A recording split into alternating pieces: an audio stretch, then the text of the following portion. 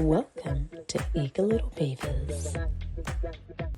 Hey everyone, and welcome back to another episode of Raising Them Right, the podcast where we talk about all things parenting and, honestly, also the chaos of raising humans. Today we're diving into a topic that doesn't get nearly enough airtime. Sensory processing disorders in children. What it looks like, how it shows up, and why recognizing it early can actually change everything. I recently did a course on sensory processing disorders and the differences, and a lot has really changed my perception of this disorder. Now let me start by saying this. If you've ever wondered why your child covers their ears at birthday parties, refuses certain clothes, or meltdowns in a crowded place, you're not alone and you're not imagining it either. Let's start off with the definition of sensory processing disorders.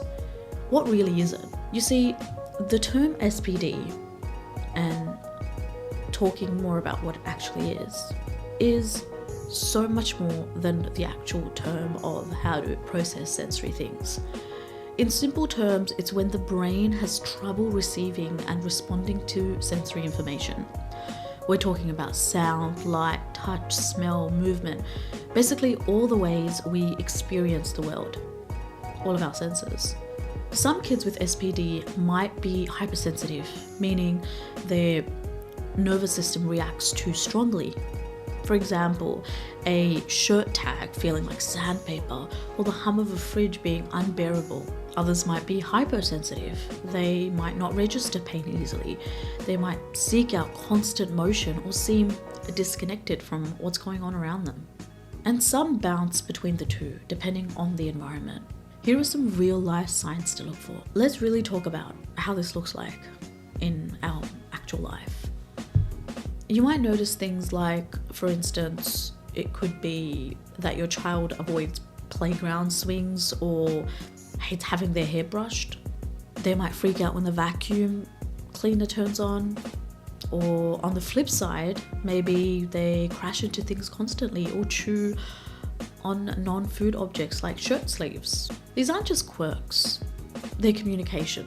They're telling us something about how a child's body is processing or not processing sensory input. And these responses can seriously affect a child's confidence, the ability to focus, even the relationships at home and school. Now here's a really important topic. Sensory issues can often look like anxiety. A child who refuses to go to school might not be anxious about academics, but they might just find the cafeteria too loud, or the lights are too bright, or it's just very noisy in the classroom. And if that sensory overwhelm happens day after day, it builds up. And that's when anxiety enters the picture. Not as the main problem, but as a response to sensory challenges that aren't being addressed. Okay, so what can you do as parents if you recognize these signs in your child? First, you're not failing, you're observing. You're learning, and that's pretty big. Second, reach out to an occupational therapist, especially one trained in sensory integration. They can help assess your child and create strategies to regulate their sensory systems. That might even include building a daily sensory diet. Yes, that's a thing. Using compression clothing or weighted blankets or fidget tools. Creating calm down corners or safe spaces at home. And lastly, trust your gut. If your child's behaviors don't feel typical to you, even if professionals brush it off, keep advocating. You know your child best. Recognizing SPD is the first step to helping your child thrive, not just cope.